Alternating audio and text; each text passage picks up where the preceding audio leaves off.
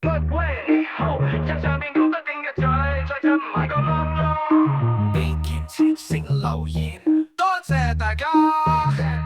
事不宜遲，今日想同大家講下，提你出街一定要帶埋部手機，唔係愛嚟打電話返屋企，係用嚟做隨身攜帶嘅攝錄機。邊度打交，老人家讓座俾人鬧，影下人哋嘅醜態，通通都可以錄低晒，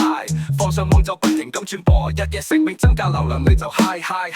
而家網絡世界好古怪，冇乜正常，最愛變態好曲解，或者呢個世界唔同晒，上一代個套都 out 晒，冇人睇報紙又冇人睇電視，揸住支咪戴埋頭盔就可以為所欲為，播到嚇人跳樓，播到嚇邊度大人，話知你死人，同我講道德，攞返俾你用來品神。中國人最愛就係笑返中國人，流馬車加入白卡聯盟，河馬都可以成為網絡嘅紅人，八仙嶺就一定要講下張嘟行，教你炒菜到炒股，斷估唔會痛苦，個都可以成為股神。預測明年樓市同埋股市，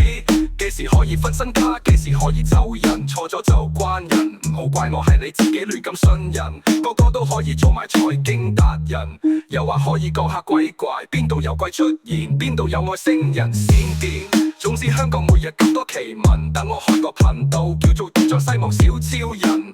我中意點寫就點寫，日日都可以做記者，為咗流量可以扮死者，或者扮埋食客踩場，我喜歡可以俾你星星唔甩，亦都可以投訴你話你不及公審，你下個月清盤再執笠，做 YouTuber 根本上就唔使問責，所以有啲 YouTuber 講嘢都幾賤格，人人都可以開個直播，跟住仲可以帶埋貨，網絡記者隨時上咗身，